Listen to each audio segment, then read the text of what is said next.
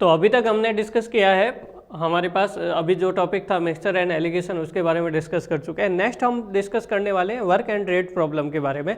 तो सबसे पहले इसकी हेडिंग लगा दीजिए और इसका बेसिक डिस्कस करते हैं और उसके बाद क्वेश्चंस करेंगे। तो हेडिंग लगाइएगा work and rate problem, work and rate problems.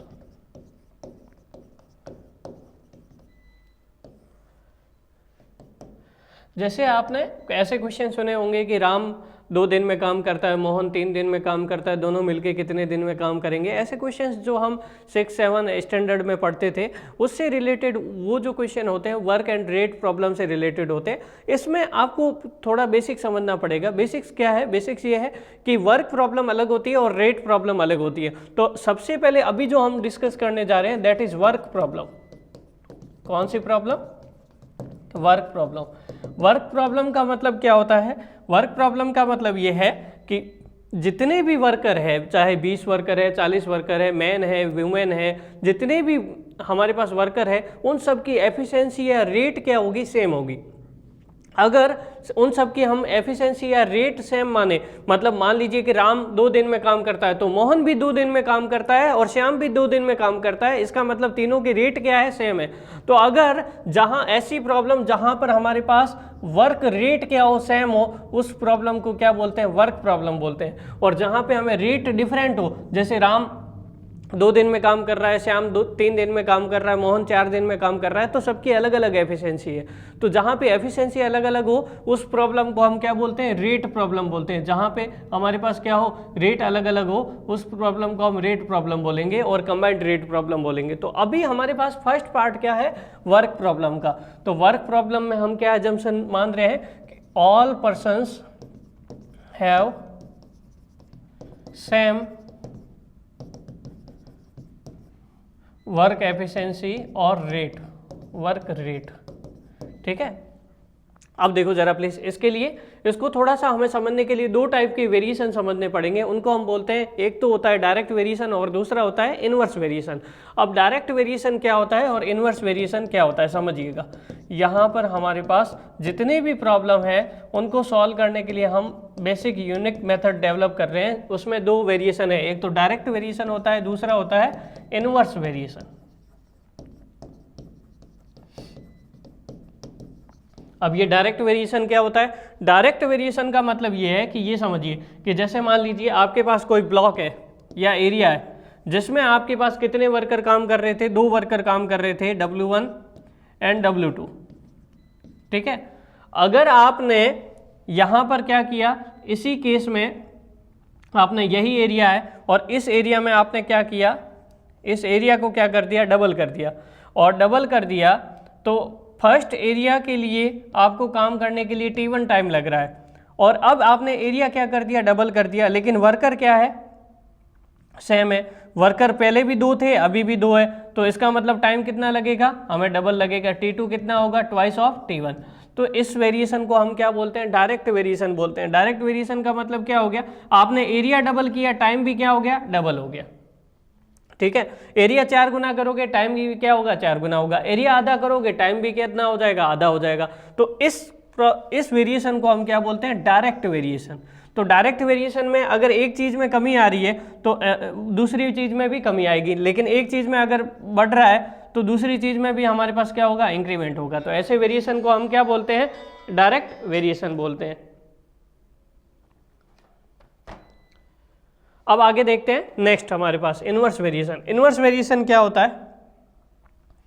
Inverse variation में जैसे मान लीजिए यही एरिया है हमारे पास और यहाँ पर 2 वर्कर है, W1 और W2। एरिया है मान लीजिए A1। ठीक है। और अब हमने क्या किया? यही सेम एरिया है और वर्कर क्या कर दिए? 4 कर दिए। 2 की जगह कितने कर दिए? 4 कर दिए। W1, W2, W3, W4, ये 4 वर्कर कर दिए। तो इसका मतलब ये हो गया कि हमारे पास यहाँ पर एरिया तो सेम रखा लेकिन वर्कर डबल कर दिए। तो यहाँ पर टाइम कितना लगेगा? पहले केस में हमारे पास T1 टाइम लग रहा था, तो दूसरे केस में हमें कितना टाइम लगेगा? T2 times, which will be half of previous time. तो इस वेरिएशन को हम क्या बोल रहे हैं? इनवर्स वेरिएशन बोलते हैं। ठीक है। इनवर्स वेरिएशन का मतलब क्या होता है कि हमारे पास यहाँ पर हमने क्या बढ़ा दिए, अगर वर्कर बढ़ा दिए तो टाइम घट गया। तो इन दोनों के बीच में कैसा रिलेशन है, इनवर्स रिलेशन है। इनवर्स रिलेशन का मतलब एक चीज बढ़ रही है तो दूसरी घट रही है। तो हमें क्या करना पड़ेगा कि अगर वर्क प्रॉब्लम आपको सॉल्व करनी है तो आपको सबसे पहले ये पता करना होगा कि क्वेश्चन में रिलेशन कैसा है। रिलेशन का मतलब दो वेरिएबल है, उनके बीच में डायरेक्ट वेरिएशन है या इनवर्स वेरिएशन है। डायरेक्ट वेरिएशन का मतलब एक चीज का बढ़ना दूसरे का भी बढ़ना, इनवर्स का मतलब एक चीज का बढ़ना दूसरे का घटना। तो इसी बेसिस पे हम क्या करेंगे, इसी बेसिक्स को यूज करते हुए हम क्या करेंगे, प्रॉब्लम सॉल्व करेंगे। ठीक है, तो देखते हैं कैसे प्रॉब्लम सॉल्व करते हैं। ठीक है, इतना लिखिए जरा प्लीज, फिर आगे बढ़ते हैं। ठीक है, क्वेश्चन लिखिएगा। क्वेश्चन लिखिए, 5 मैन, ये तो बहुत इजी क्वेश्चन है जिसको आप डायरेक्ट आंसर दे सकते हो।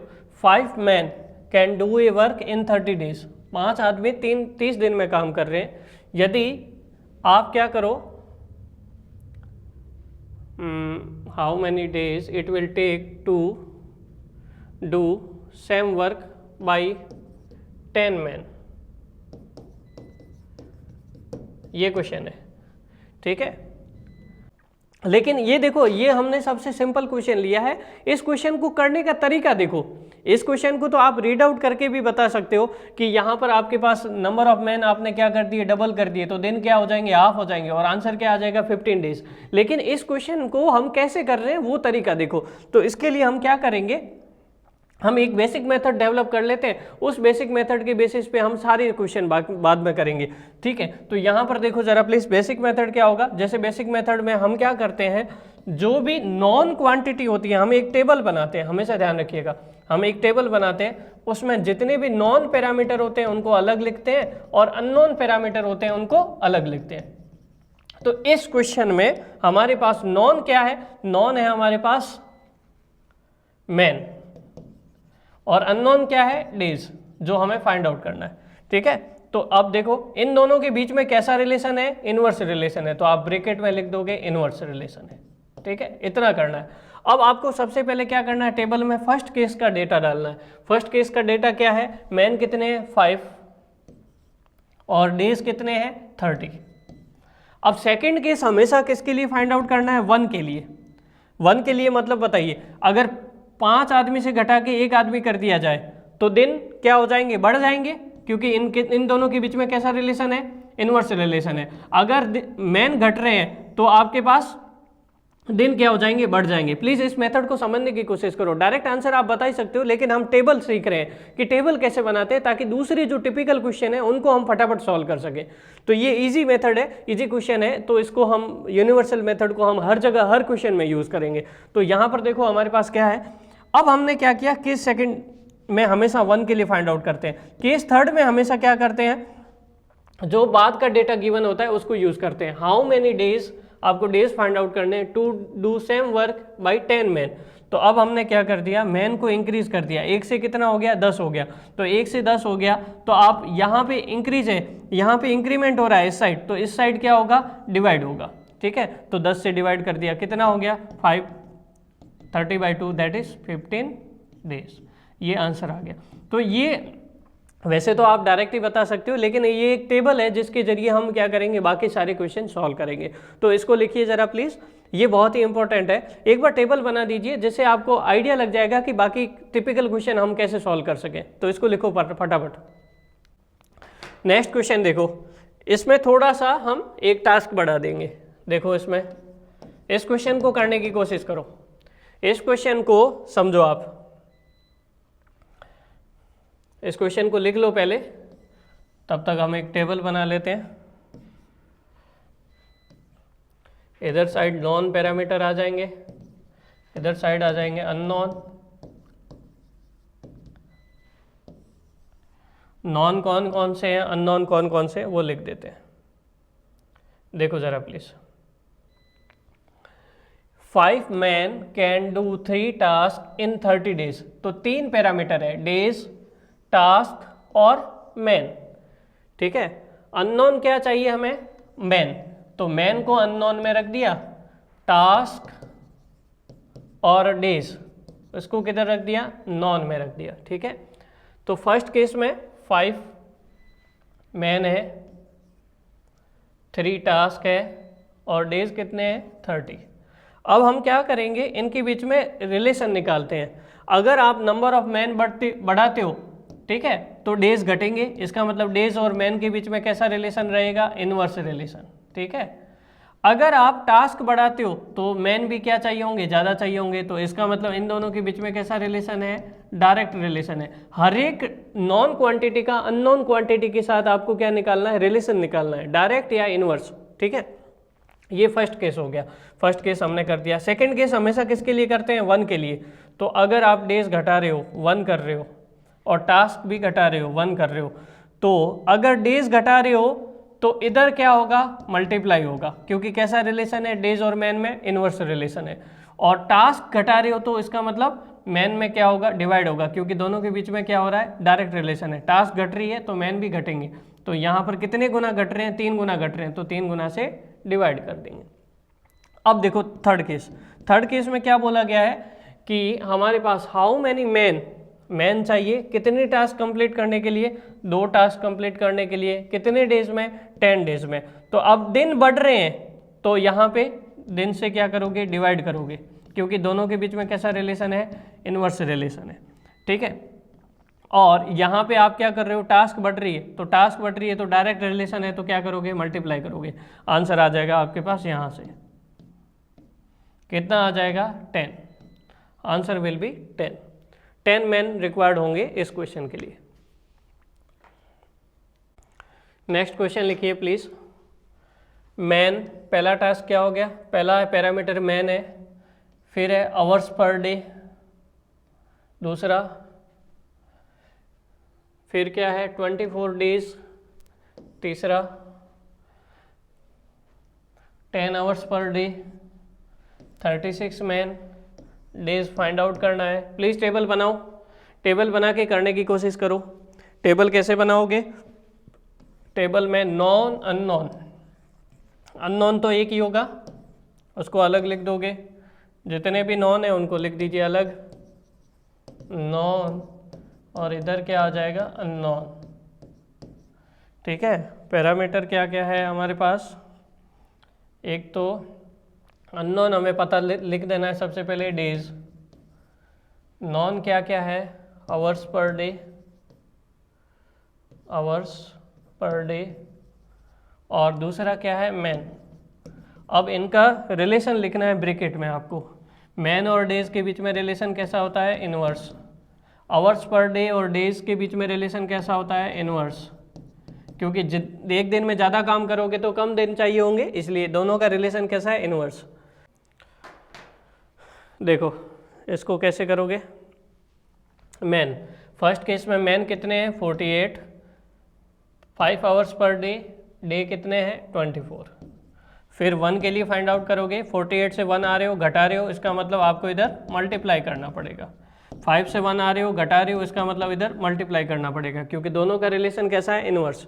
अब सेकंड केस पढ़ते हैं। सेकंड केस में मैन हो गए 36 मैन बढ़ा रहे हो, तो इधर आपको क्या करना पड़ेगा, डिवाइड करना पड़ेगा, ठीक है। उसी तरह 10 आवर्स पर डे बढ़ा रहे हो तो फिर डिवाइड करना पड़ेगा। तो इसको सॉल्व करोगे तो कितना आएगा, 16 आएगा। सॉल्व कर लीजिएगा, प्लीज़ बताइए, ठीक है।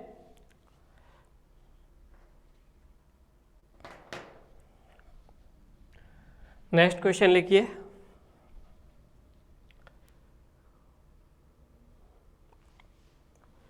(48) मैन पहला parameters, hours per day second parameter, work area in 24 days fourth parameter, work area is twice man, hours per day, days. देख लो कितने पैरामीटर है, क्वेश्चन पढ़ लो आराम से। 4 पैरामीटर में लेंगे जिसमें 3 नॉन है और 1 अननोन होगा। टेबल बना के करिए जरा प्लीज।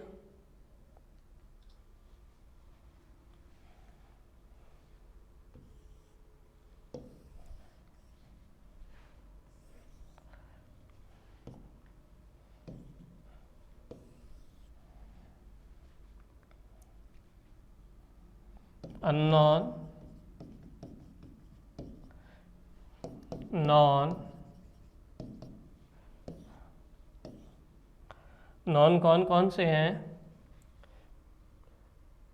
मेन हमें पता करना है आवर्स पर डे, और क्या है? वर्क एरिया, और है हमारे पास डेज। सबसे पहले रिलेशन निकाल देते हैं। Relation hours per day, men कम चाहिए होंगे तो इनवर्स रिलेशन है। आवर्स पर डे बढ़ाओगे तो कम आदमी चाहिए होंगे, वर्क एरिया बढ़ाओगे तो आदमी ज़्यादा चाहिए होंगे, डायरेक्ट रिलेशन है।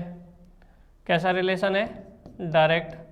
नंबर ऑफ डेज बढ़ाओगे तो मेन कम चाहिए होंगे, इनवर्स रिलेशन है। फटाफट कर दो, पहले स्टेटमेंट के लिए करिए। 48 मैन,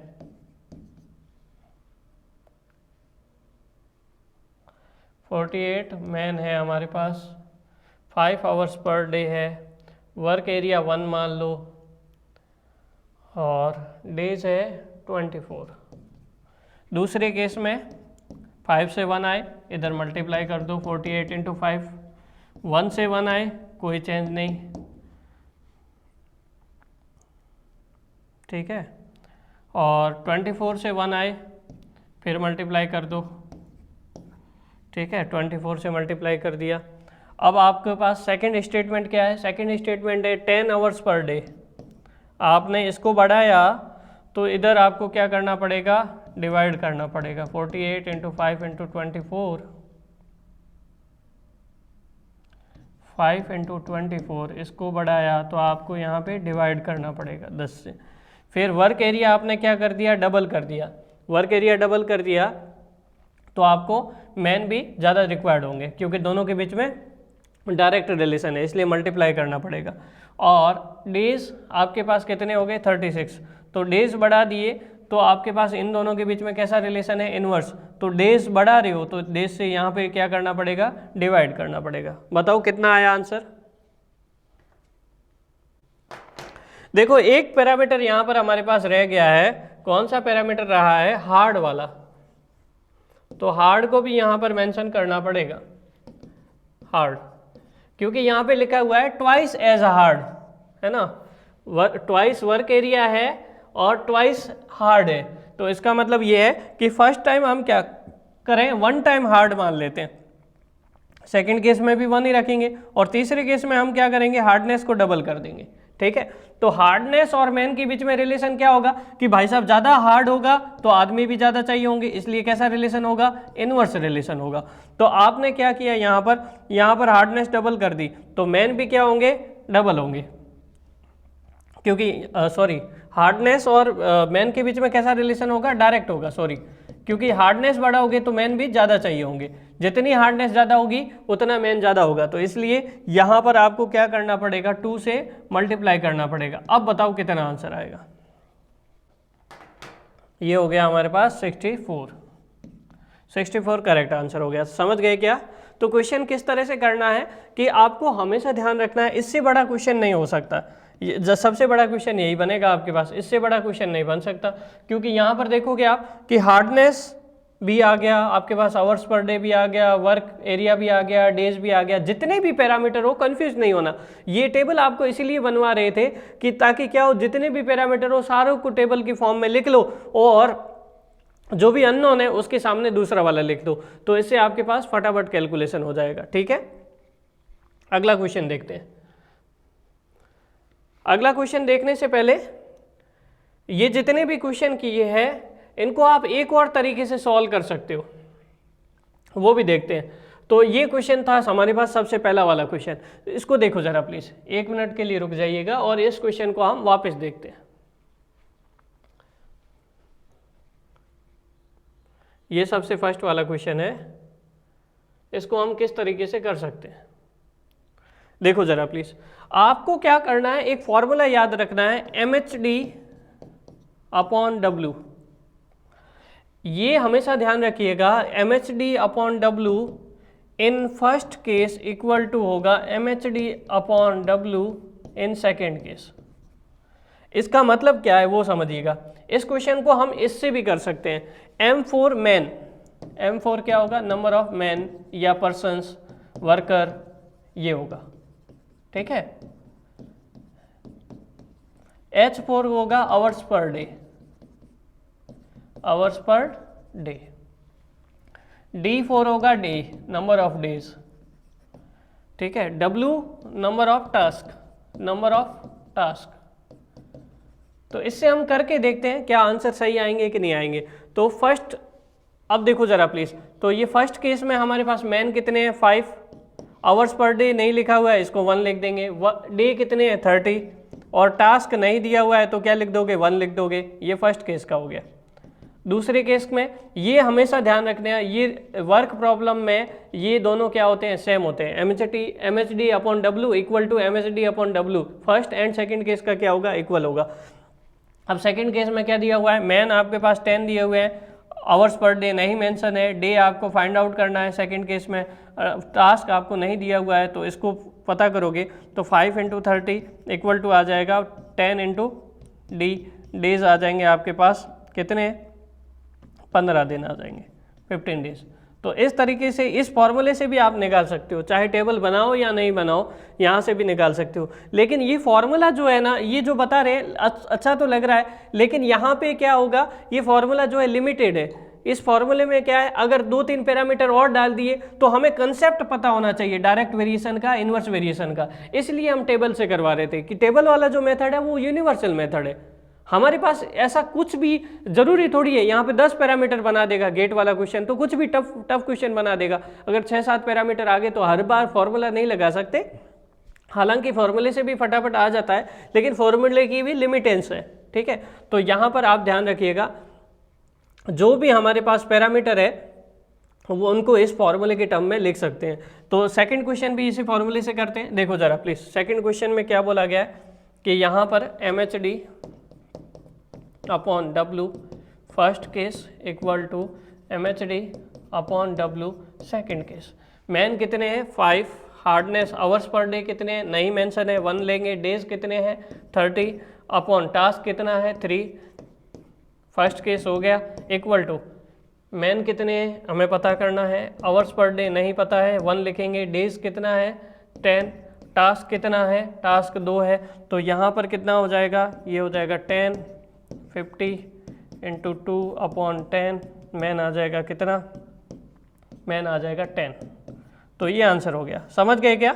इससे थोड़ा फटाफट हो रहा है, हमारे पास फॉर्मूले से फटाफट हो रहा है, लेकिन आपको ध्यान रखना है कि फॉर्मूला क्या है, यूनिवर्सल नहीं है ना, यूनिवर्सल नहीं है। अगर आपके पास कुछ अलग पैरामीटर दे दिए तो फिर थोड़ा सा मुसीबत हो जाएगा। तो इसलिए दोनों मेथड पता होने जरूरी है। अगला क्वेश्चन देखते हैं इसी फॉर्मूले से। इस फॉर्मूले से अगला क्वेश्चन देखिए क्या दिया हुआ है। MHD upon W first case, MHD upon W second case, ठीक है। तो M कितना दिया हुआ है फर्स्ट में 48, आवर्स पर डे कितना दिया हुआ है 5, नंबर ऑफ डेज हमें फर्स्ट केस में 24 दिया हुआ है, टास्क नहीं मेंशन है तो 1 कर देंगे, इक्वल टू क्या हो जाएगा सेकंड केस में, नंबर ऑफ मैन कितना है 36, आवर्स पर डे कितना है 10, नंबर ऑफ डेज कितने हैं हमें पता करना है D, और टास्क कितना है नहीं पता है तो 1 लिख देंगे, ठीक है। टास्क के बारे में कुछ नहीं मेंशन था। तो यहाँ पर आपके पास D बराबर कितना हो जाएगा 48 इंटू 5 इंटू 24 अपॉन 10 इंटू 36, ये कितना आ जाएगा आपके पास 16। देखो ये फॉर्मूला आप और भी एक्सटेंड कर सकते हो। इस फॉर्मूले को देखो, ये फॉर्मूला कैसे बनाया गया आप समझिएगा प्लीज। इस फॉर्मूले को ऐसे बनाया गया कि जितने भी इनवर्स रिलेशन वाले हैं उनको मल्टीप्लाई में रखा गया है। देखो MHD मैन का डेज के साथ कैसा रिलेशन होता है, इनवर्स होता है मल्टीप्लाई में। आवर्स पर डे का डेज के साथ कैसा रिलेशन होता है, इनवर्स होता है तो मल्टीप्लाई में। लेकिन नंबर ऑफ टास्क बढ़ाओगे तो मैन बढ़ेगा, तो इसका मतलब यहाँ पे कैसा रिलेशन है, डायरेक्ट रिलेशन है। तो डायरेक्ट रिलेशन वालों को क्या करो, डिवाइड में रखो, और इनवर्स रिलेशन वालों को क्या करो, मल्टीप्लाई में रख दो। तो इस फॉर्मूले को आप एक्सटेंड भी कर सकते हो अपने हिसाब से, जो भी एक्स्ट्रा पैरामीटर आए, अगर इनवर्स वाला आ रहा है तो न्यूमरेटर में डाल दो उसको, और डायरेक्ट वाला आ रहा है तो उसको किधर डाल दोगे, डिनोमिनेटर में डाल दोगे। तो इस तरह से अपना सेल्फ फॉर्मूला भी आप बना सकते हो, ठीक है। तो इस तरह से क्वेश्चन हो सकता है आपके पास, या तो टेबल से करो या फिर फॉर्मूले से करो। तो समझ में आ रहा है क्या, फॉर्मूले को एक्सटेंड किया जा सकता है यदि आप में थोड़ा सा दिमाग लगा दोगे, कॉमन सेंस लगाना पड़ेगा, फॉर्मूले को अपने हिसाब से एक्सटेंड कर सकते हो, सेल्फ फॉर्मूला डिराइव कर सकते हो, ठीक है। नेक्स्ट क्वेश्चन देखो, इसी क्वेश्चन को, अब इसको हमें बनाने के लिए थोड़ा सा टाइम लगेगा, क्योंकि मैंने अभी आपको बताया कि डायरेक्ट वाले को आपको क्या करना पड़ेगा, डिवाइड में रखना पड़ेगा, और इनवर्स वाले को किस में रखना पड़ेगा, मल्टीप्लाई में। चलो इसका फॉर्मूला बनाते हैं, आपको सिखाते हैं कि इसका फॉर्मूला कैसे बनाएंगे। देखो जरा प्लीज, यहां पे हमारे पास पैरामीटर कौन कौन से है वो देख लेते हैं। मैन है, ठीक है, MHD, एक मिनट, पैरामीटर कौन कौन से हैं, MHD अपॉन W, ये तो होगा ही होगा, MHD अपॉन W, ठीक है, ये तो हो गई। अब हमारे पास यहाँ पे एक्स्ट्रा क्या आया, M हमें शो कर रहा है मैन, H हमें आवर्स पर डे, डेज है, W टास्क है। तो हमारे पास एक्स्ट्रा क्या क्या आया, एक्स्ट्रा आया एक तो हार्डनेस आई, आवर्स पर डे मेंशन है फॉर्मूले में, एक क्या आया, एरिया आया, डेज मेंशन है, और मैन मेंशन है। तो एरिया और हार्डनेस का रिलेशन कैसा है, एरिया और हार्डनेस का रिलेशन हमारे पास कैसा है, डायरेक्ट है। तो डायरेक्ट वाले को आप क्या करोगे, हार्डनेस और मैन के साथ डायरेक्ट रिलेशन है दोनों का, तो फॉर्मूले में कैसे लगाओगे, तो यहाँ पर हमारे पास क्या आ जाएगा, यहाँ पे आप W के साथ हार्डनेस भी डाल सकते हो, और साथ में क्या डाल सकते हो, एरिया, A फॉर एरिया लिख देते, हाँ, यहाँ पे हार्डनेस, और यहाँ पर आप क्या डाल सकते हो, एरिया डाल सकते हो। तो ये फर्स्ट केस का, और ये क्या आ जाएगा, सेकंड केस का। तो इस फॉर्मूले के ऊपर आपने खुद का फॉर्मूला बना दिया, और यहाँ से आप क्वेश्चन सॉल्व कर सकते हो, तो हो जाएगा क्या, ठीक है। तो टेबल से भी आना चाहिए आपको, फॉर्मूले से भी आना चाहिए। अब करते हैं अगला क्वेश्चन, लिखो जरा please, next question. In a camp, तो आपको टेबल वाला भी क्लियर हो गया और फॉर्मूला बनाना भी क्लियर हो गया। In a camp there is enough food for 300 hungry students for 25 days. If 200 more students, मतलब 500 स्टूडेंट हो गए, how many days it will the food last. Table बना दो, फटाफट आंसर आ जाएगा। दोनों के बीच में रिलेशन देख लो कैसा होगा। स्टूडेंट डेज, स्टूडेंट्स डेज, दोनों के बीच में कैसा रिलेशन है, इनवर्स रिलेशन है। पहले कितने स्टूडेंट्स हैं, 300, बाद में कितने हो गए, 500, 200 और जोड़ दिए। 300 के लिए कितना दिन चलता है, 25 दिन। फटाफट बताओ कितना आंसर आएगा। आंसर क्या होगा, यहाँ पर आपके पास 25 इंटू कितना हो जाएगा, यहाँ घट रहा है तो यहाँ पे बढ़ेगा, तो 25 इंटू 300, इधर बढ़ रहा है तो इधर घटेगा, तो कितना हो जाएगा, 15 डेज। ये हमारे पास आंसर हो जाएगा, ठीक है। नेक्स्ट क्वेश्चन करो जरा प्लीज।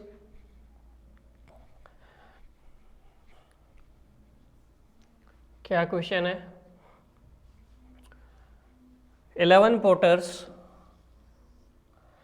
11 पोर्टर्स है जो 143 पोर्ट्स बनाते हैं, कितने दिन में, 8 दिन में। अब हमारे पास मैकेनाइज पोर्टर आ जाते हैं, ठीक है। मैकेनाइज पोर्टर होते हैं जिनकी एफिशिएंसी क्या है, ट्वाइस है, और कितने पोर्ट्स बनाते हैं, 286 पोर्ट्स, कितने दिन में, 4 दिन में। How many mechanise porter will be required, ये पता करना है। टेबल बनाइए और करिए फटाफट।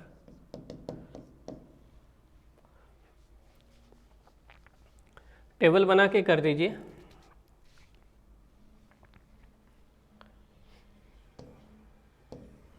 नॉन अननोन अलग रख दीजिए, एक अननोन होगा,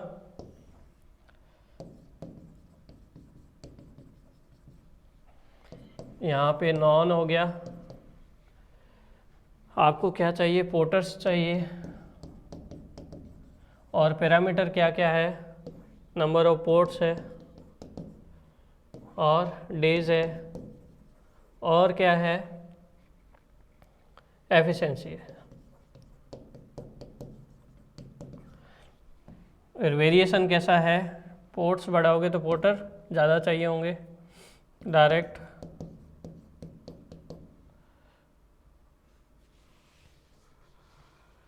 डेज बढ़ाओगे, पोर्टर्स बढ़ाओगे तो डेज कम चाहिए होंगे, इनवर्स। एफिशिएंसी बढ़ाओगे तो पोर्टर्स कम चाहिए होंगे, इनवर्स। फटाफट कर दो।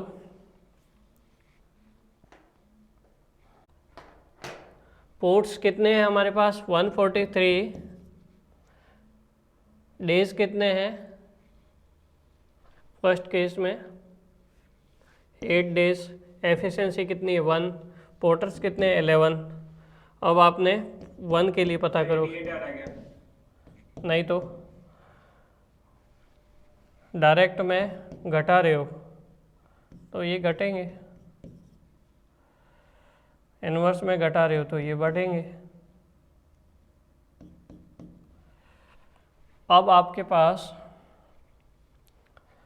30 सेकेंड केस में क्या हुआ, 286 पोर्ट्स कर दिए, डेज आपने 4 कर दिए, एफिशिएंसी डबल कर दी, तो क्या होगा 11 × 8 × 1 अपॉन 143। ये पहले से था।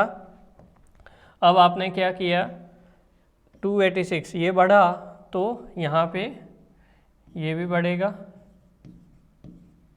डायरेक्ट रिलेशन है। यहाँ पे इन्वर्स है, ये बढ़ रहा है तो यहाँ पे घटेगा, यहाँ पे भी इन्वर्स रिलेशन है। कितना आ गया, हाँ 22, 22, वेरी गुड। कितना आ जाएगा, 22। नेक्स्ट क्वेश्चन देखो क्या बोला गया। राम जो है सुबह 8 बजे घर से रवाना होता है बाइसाइकिल लेके स्कूल पहुंचने के लिए।